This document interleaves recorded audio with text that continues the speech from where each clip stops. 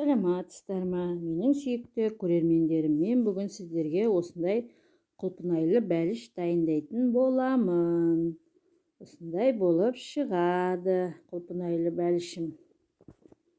Ерекше дәмді құлпынайлы бәліш.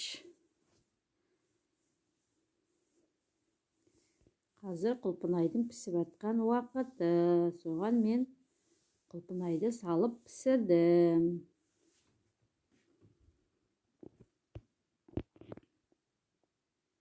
Жұмсақ болып шығады құлпынайлы бәлішім. Жасалу жолы оңай.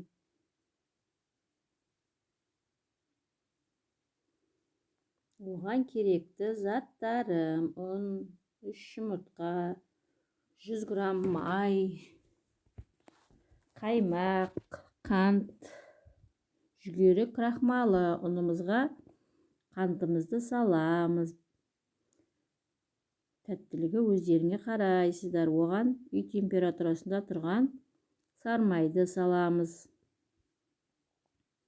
Осыны әбден араластырып, ұнтақ жасаймыз.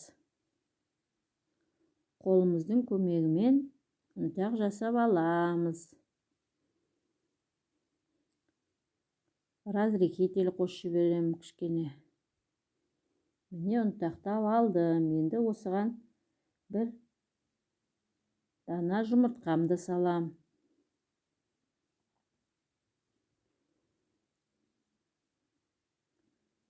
Енді осыны әбден араластырамыз.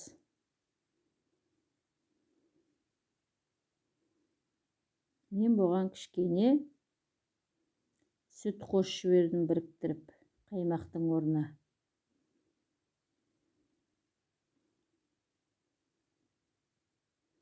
Екі-үш қасықтай сүт. Енді осыдан жұмсақ қамыр басып аламыз. Барлығын біріктіріп.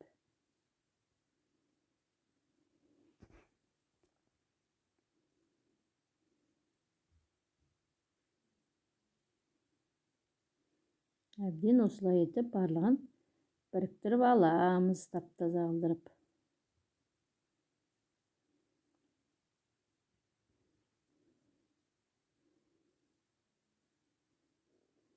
Біріккен жұмсақ қамырымызды салафанға салып, тоңазытқышқа қоя тұрамыз.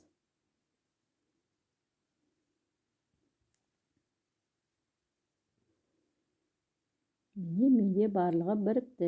Осындай жұмсақ қамыр шығады. Салафанға салып, тоңазытқышқа қоямыз. Оған дейін құятын салмамызды дайындаймыз. Менде міне қаймақ. Оған 1 кеседей қант салдым. Осыған енді 2 дана жұмыртқамызды жарып саламыз.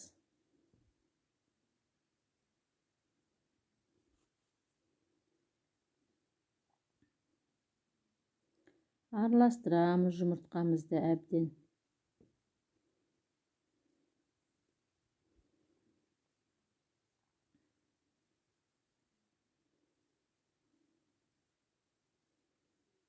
Осыған енді 1 қасық толтырып крахмал саламыз, кукуруз крахмалын.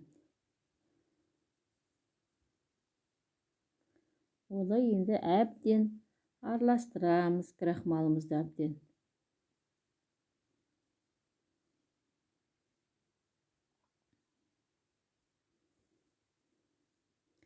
Міне тоңазытқышқа тұрған банағы басқан қамырым. Осыны енді осындай дөңгелек противенімізге салып жаямыз.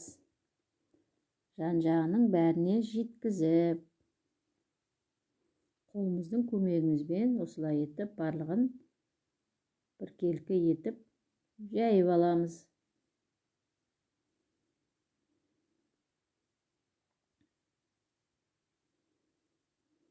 Жұмсақ қамыр.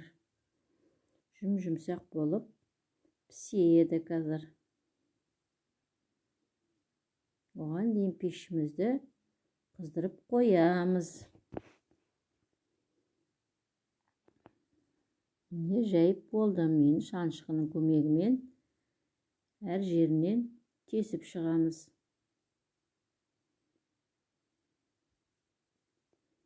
Барлық шетін әбден тесіп алдым шаншқының көмегімен.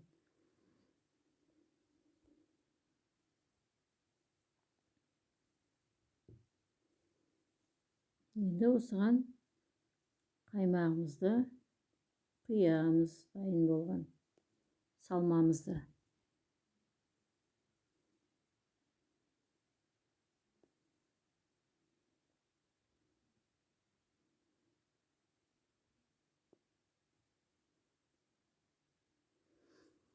Менде құлпынай, бақшаның құлпынайы. Осы құлпынайды салып жіберемін арасына.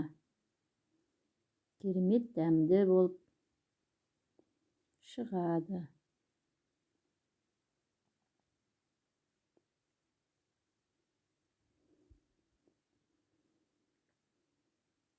Енді осымызды қызып тұрған пешімізде 30 минуттай пісіріп аламыз. Пештеріңіздің қызуына қарайсыздар. Міне осындай бәліш. Міне менде дайын болған пирогым. Осының айналасына құлпынайларымызды осылай салып шығамыз.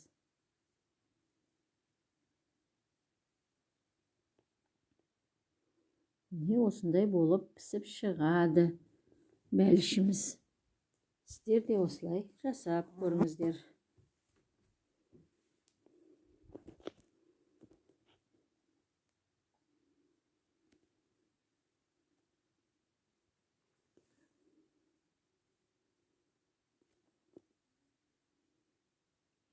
Міне арасы осындай болып шығады.